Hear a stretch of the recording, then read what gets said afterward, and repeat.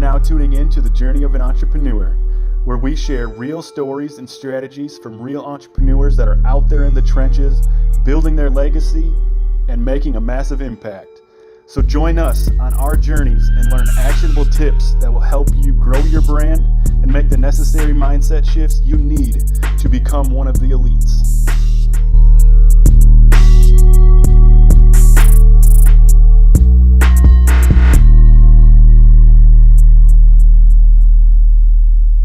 Well, we are going to figure out if this is an Android problem or if this is a Facebook problem, because I switched from my Note 8 to my iPhone 8, and we will see if this works. Again, if you are here on the live, how are you doing, Jane? We will see if this works. It says adding, so I'm hoping it will get him in here. I'm really hating Facebook right now. Yeah, all my updates are done. There we go. We're here. I'm not sure what was going on. I'm guessing it's an Android problem because I switched from my Note 8 to my iPhone 8, so it's working now. Gotcha. Yeah, dude, that was weird because I got your notification and it just was taking me to the video. It wasn't like allowing me to get in. Oh yeah. And then it kept showing your picture. It kept showing your picture right on the screen, but I have no idea what was going on. So I'm guessing it was just an Android problem. Oh, word. Right on. But yeah, thank you all for tuning in today for this live interview with Chad. Chad has been doing some great things over in the real estate industry. And I'm just super happy to have you on here. I know we've been talking for a while now. I think we've jumped on a phone call back in like about a year ago, March or something like that. Yeah. And we've just been talking ever since. So if you want to just kind of tell everybody a little bit about your story. Sure. And yeah. For sure, man. Well, what I do today is buy multifamily real estate with our network of investors. And so I partnered with this team, 14 months ago. I got involved with them in very infant stages. I think they were only part of the team for 2 months before I joined. So, I mean, it was, very, very much startup. Excuse me. Prior to that, though, I was doing a lot of self-investing in equities markets, Forex markets, cryptocurrency markets. And I had a partnership in that space go south, which caused me to lose all my money. I lost everything overnight, man. It was really, really ugly. And so I was really grateful to be able to quickly transition into real estate and see results very, very quickly and have that platform for a comeback. Hell yeah. I didn't know that about you, but I can definitely see how that can be extremely painful. I know I have put my faith into some people and I've lost some money too. But that was in the cannabis industry, and I know shit can go south that way too, because can't really snitch on somebody when they're stealing stuff from you when you're doing stuff that you probably shouldn't be. And right. And I know before that, how'd you get kind of partnered up with these people in the real estate industry? Yeah, for sure, man. It's a random story, man. I'm a huge mountain biker, and I just moved out to Colorado. I was riding at this bike park, and I just didn't know anybody, and so I wanted to meet some friends. So everybody I saw who was even my age, I just struck up a conversation with them, and I met this one dude who's now my business partner. But he was putting his bike away in his car. I was taking mine out of my car. I said, "Sweet bike, man." And one thing led to another. We just kind of rolled the conversation and into, what do you do? Oh, I do this. What do you do? He goes, oh, I work with a group of real estate investors. We buy multifamily apartments. I'm like, no shit, man. I've been wanting to get in real estate for a while. I've been investing in these other things. That's really cool. And so he says to me, okay, we have a meetup. Have you heard of meetup groups before? Yep. Yeah, okay. there's a lot more up in Minnesota than there is here. And if you go here, it's like the same, like 5 people. Every time. Yeah. Yeah. So he's like, go to my partner, Adam Adams meetup group. And you can meet him and meet some people in real estate and just kind of get a feel for the industry, see if it's something you want to do. So, okay, sweet. So I go, and of course, I'm the last person to get there. I find this tiny little seat in the corner. I'm the last person. And now I co-host these meetups. Now that, I'm partners in all this, I co-host and run these meetups. And every single time in the very beginning, once everyone gets there and orders their breakfast or lunch, we go around the room and everybody introduces themselves and whatever they do, right? And so it's my first meeting. I'm late and the mic comes to me first, so I'm like super awkward, super weird. And, when you're at these meetups, when you're the person who hosts them, everybody wants to come talk to you. And my business partner, Adam, he was that person, and I needed to get his attention because I wanted to work with him, right? So I needed to be on my A game. And so the whole meeting goes by, and, of course, everyone swarms him to come talk to him. I'm just kind of awkwardly sitting there like shit, and so I go up, sorry to interrupt, man. My friend Brad wanted me to come and introduce myself to you and meet you. And I just told him a little bit about myself and what I can do. And here's where it gets interesting. And I think this is where things will really start to pick up for your audience. I got brought into the team solely as an acquisitions guy. Okay, so all I was doing was making calls to brokers and wholesalers and property managers and say, hey, my name's Chad Wittfeldt. I buy multifamily real estate in your market. I'm looking to do X amount of deals in your market this year. So if you have any inventory that meets my criteria, I really want to be on your mind, right? And so I'd send them my buying criteria, so on and so forth. And man, the results were horrible, dude.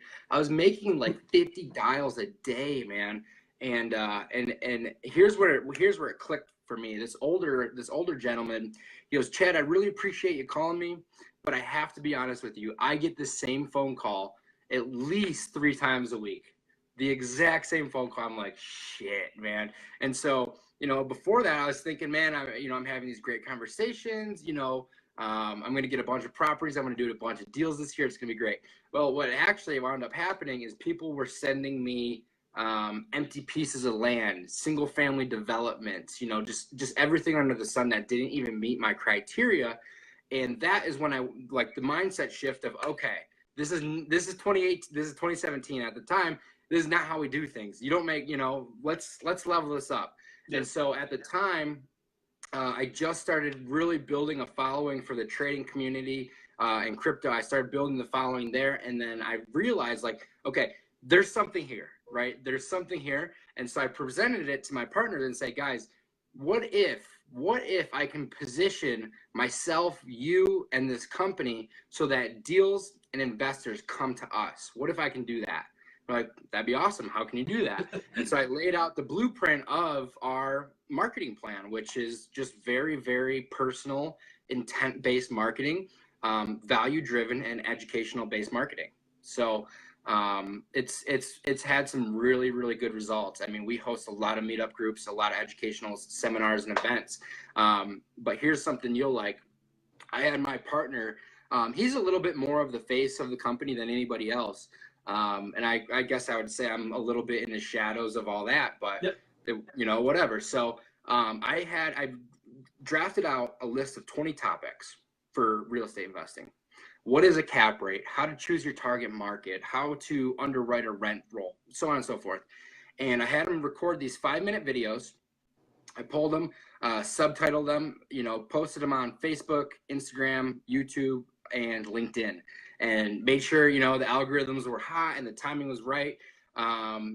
3 months ago, we closed a $3.5 million 83-unit property that came to us because somebody saw one of his videos on what a cap rate means to a new investor, right? So like this content-based marketing, as you know, it does have real ROIs, it does. But so it's cool.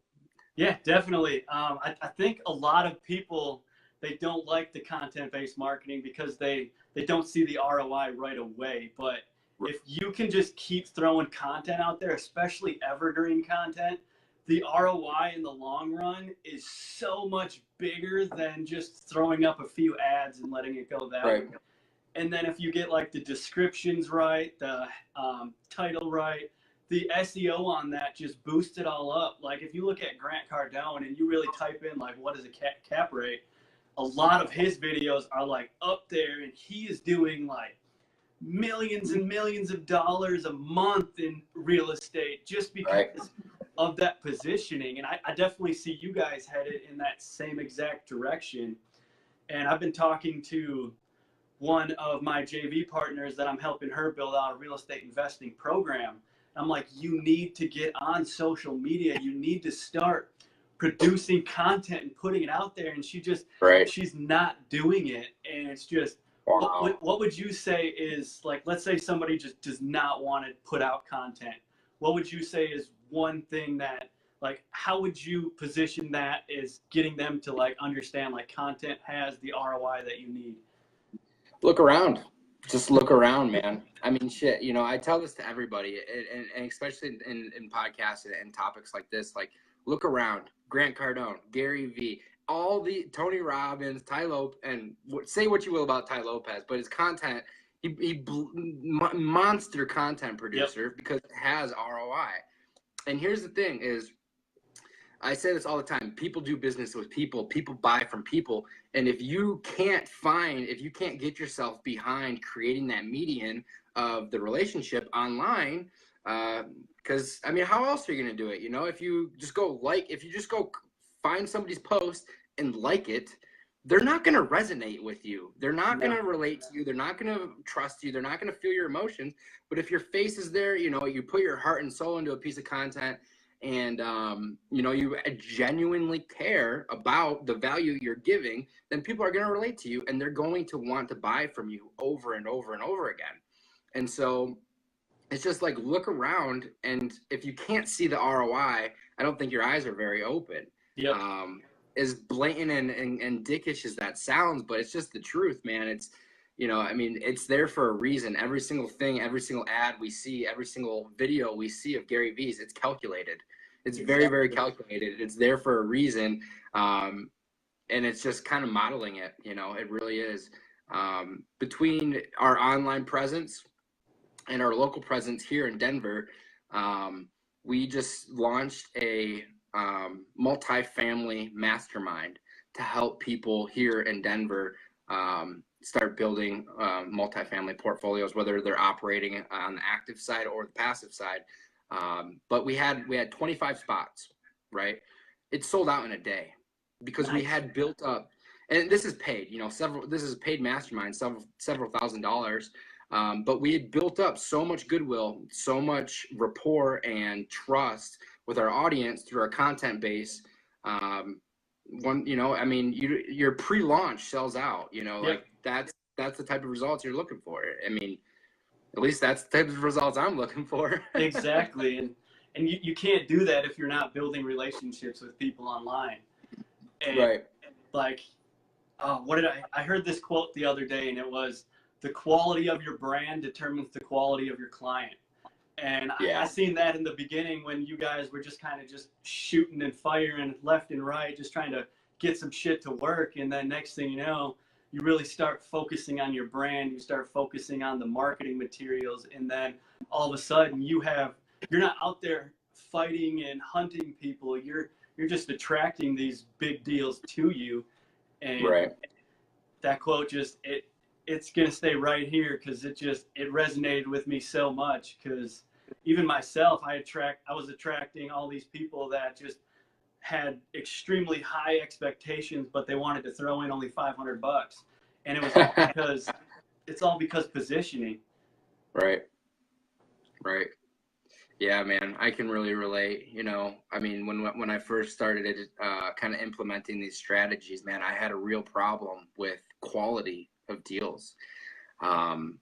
Just like I said, you know, just getting sent junk, and even at the point where I've got my criteria communicated properly, so at least it met my most basic criteria, but it was still a junk deal. And so having the audience of people that genuinely want to work with us, they spend a lot more time on the quality aspect, making sure that they're sending deals that actually make sense. And it just takes so much time and energy off our plate, which is fantastic. Like right now, I have an LOI going out on a 253 unit property that nobody besides us has seen. Nobody is putting offers. I mean, that's just, whether you understand real estate or not, anyone who's watching this, I mean, it's just a huge leverage to be the first person to have your eyes on something, especially in this business. Yeah, definitely. Pretty much almost in any business, if you can be the first one to throw in a bid, I mean, the percentage of you actually getting that is extremely high, especially with that relationship built up and the know, like, and trust factor already there. Right.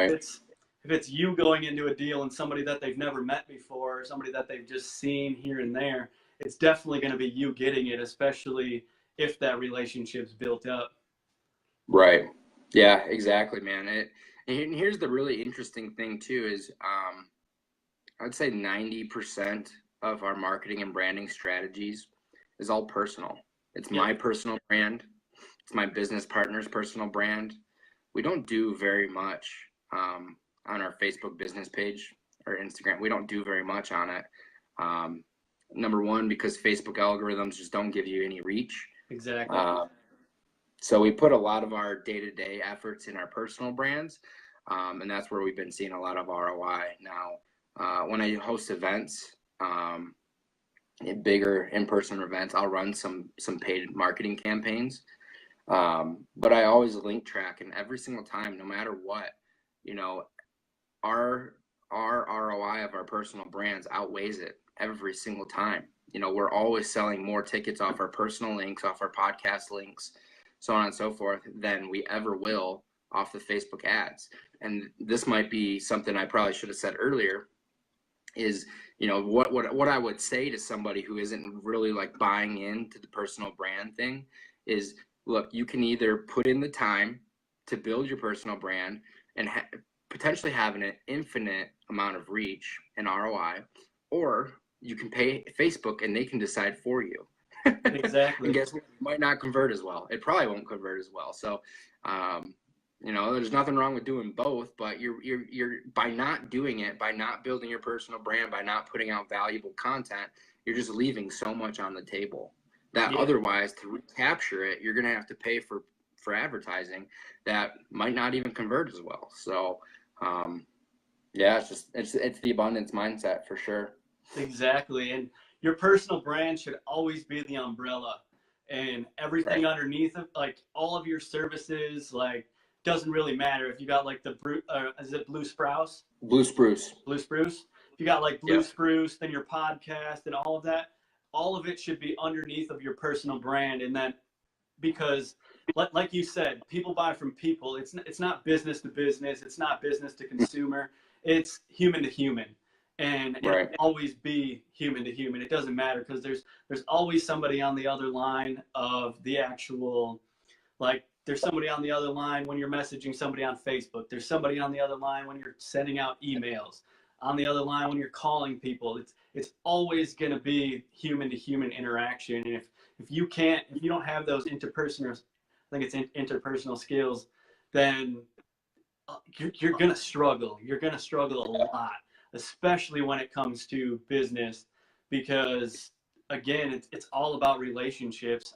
One of the speakers at the event that I was in last week, he does nothing but Facebook ads, and he's been running it for a few huge companies. And he said, everything that I do on Facebook, it doesn't matter whether I'm running an ad or whether I'm just posting a video. It's always intent-based, and it's always intended to build that relationship further. Calculated. Exactly. All calculated. Yeah, man, I agree. And here's something that really struck home with me the other day is the personal brand.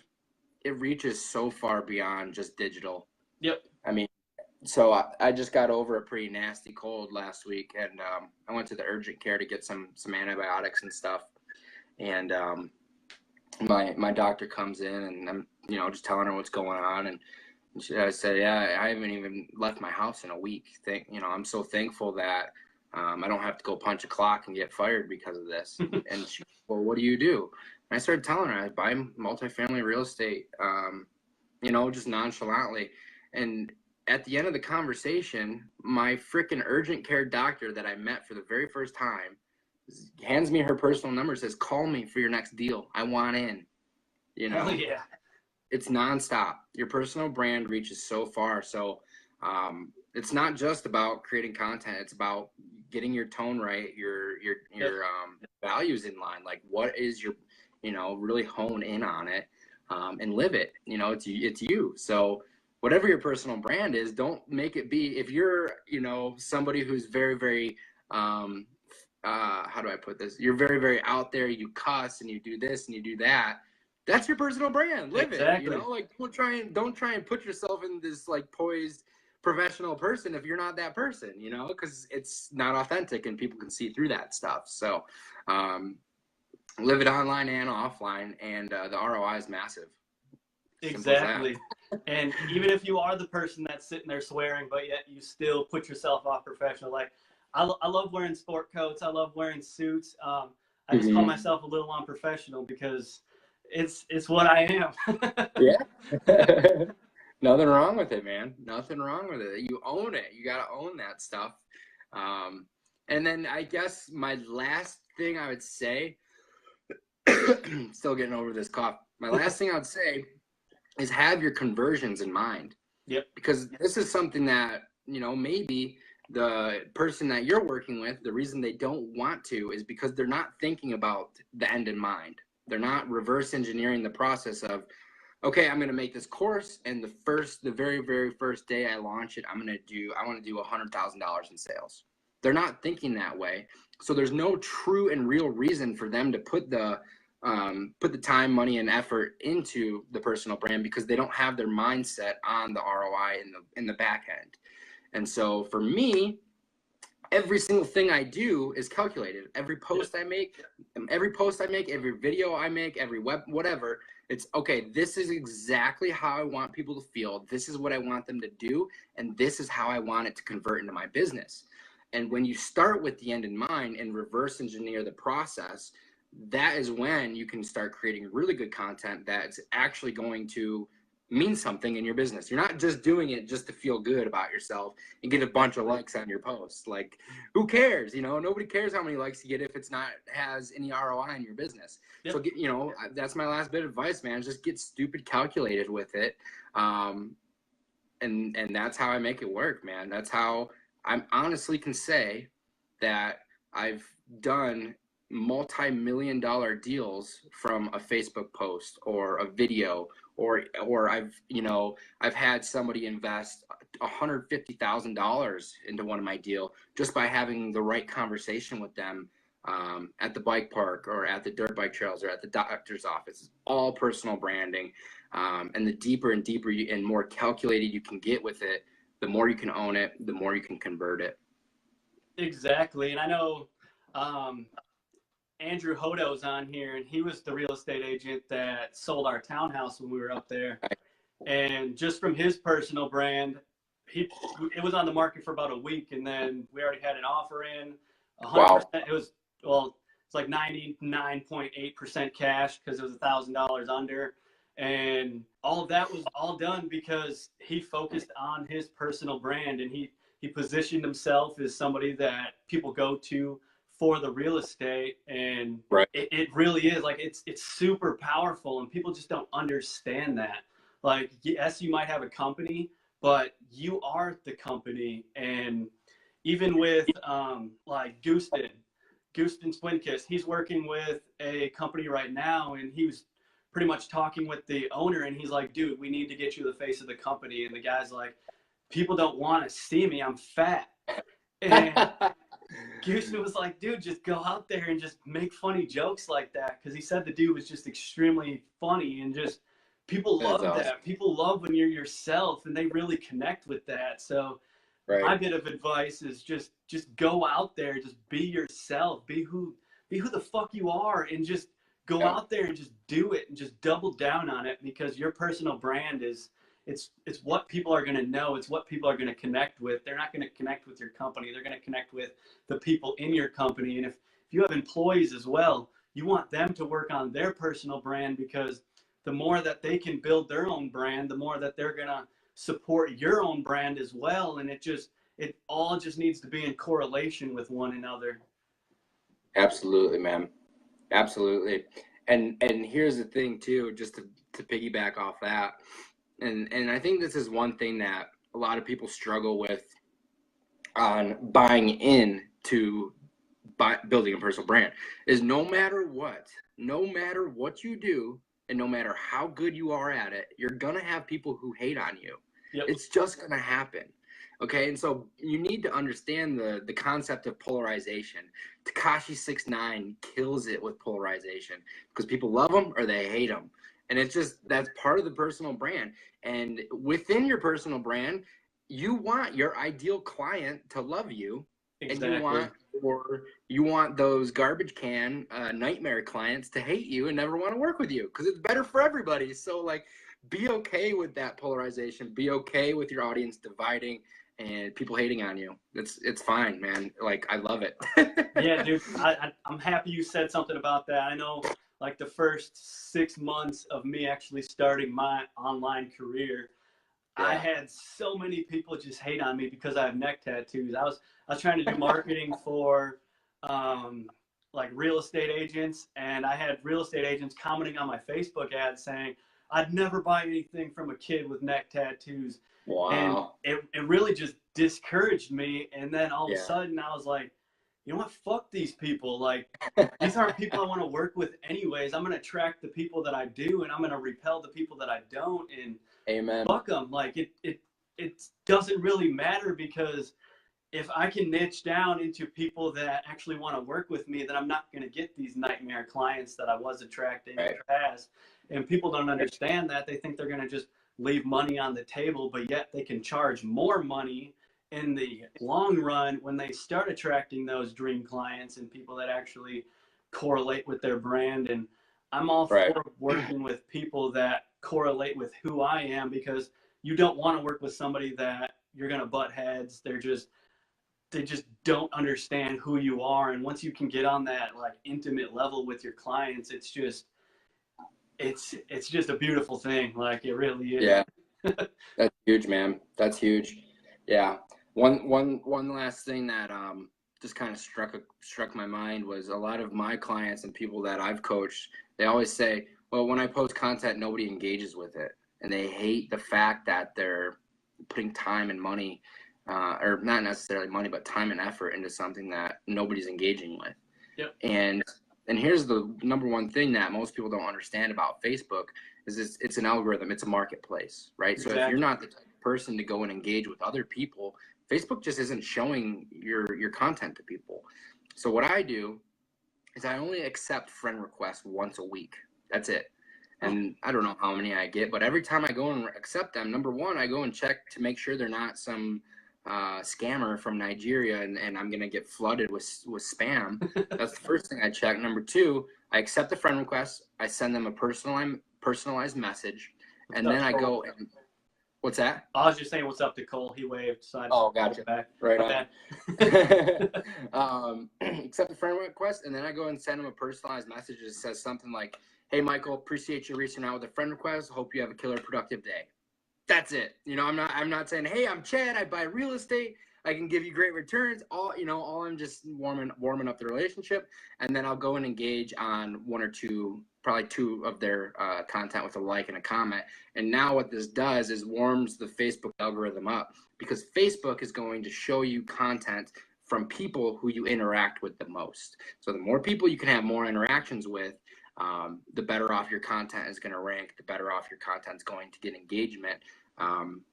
And I'll be honest, when I post a piece of content and it gets very, very, very low engagement, I reverse engineer and figure out, okay, why?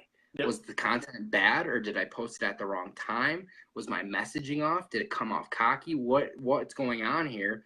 But it happens, man. It happens to everybody. I see I see posts from Grant Cardone getting like 35, 40 likes sometimes. It just happens. So don't let it discourage you, and do what you can in your favor to mitigate that. Yeah, definitely. I love that. I know what I've been doing recently is I've actually been sending video message to people. Nice. Just kind of just interacting that way, especially when it's like their birthday. I'll record a video message and I'll be like, hey, I just wanted to tell you real quick, happy birthday. And it really just sets you apart from the rest. Yeah. Because there's very few people that are actually filming a video and sending it over Right. to them and saying happy birthday.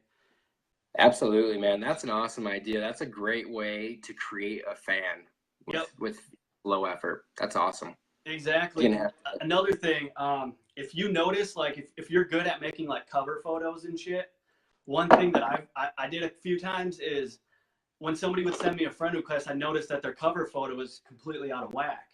So I'd go into Canva, build them a cover photo, accept the friend request and say, hey, I seen your cover photo. Wasn't as optimized as it could be. I just wanted to send you this over. If it doesn't fit, let me know and I'll fix it for you.